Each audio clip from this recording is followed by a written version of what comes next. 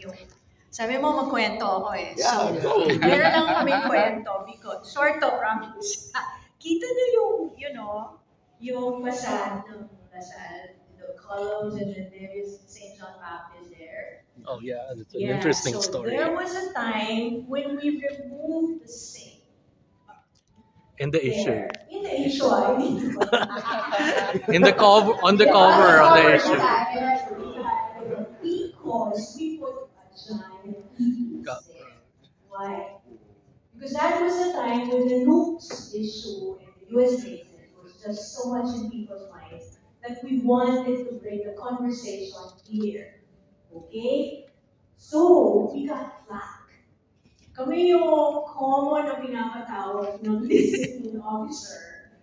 Always face Mang Jack and his staff of sa mga nawalanggit nawa. Favorite kami because we were breaking the entire university with new ways of thinking. So, pinalitan namin yan. And people were saying, oh my God, Ipis na sa St. John Baptist. But there was a statement there. Okay, that's the first one. The second one, pinatawag na naman kami. That naman got the entire student publications in the entire Philippines sponsoring and supporting us. College Editors Guild of the Philippines. Because I wrote a story called Puta. Say it again, everybody. Puta. There you go.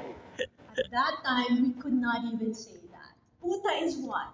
Tagalog siya for prostitute, right? But to put it in print, in fonts like, 30 points. Puta.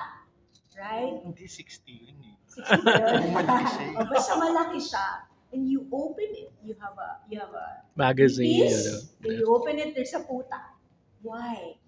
Kasi that was the time when there was Malate here. And you have a lot of prostitutes and bar girls and a lot of vulnerable women there. We had a lot of feminists in Malate. We had a lot of gay men in Malate. We were just breaking people's consciousness. So that was the second one. So we reached all the way up to Brother Andrew level. So hanggang naging DepEd secretary siya.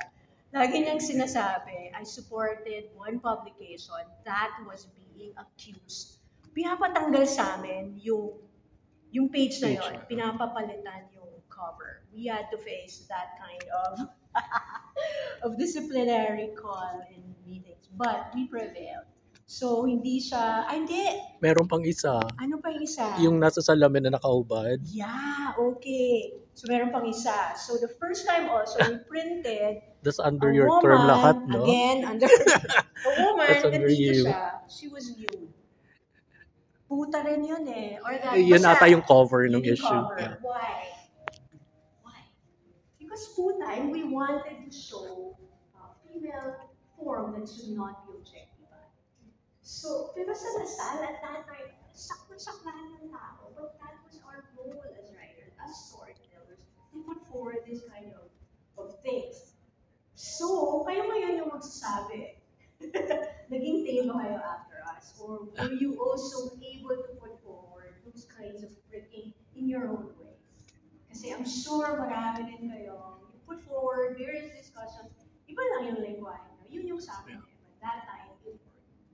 So, tama naman ang kwento.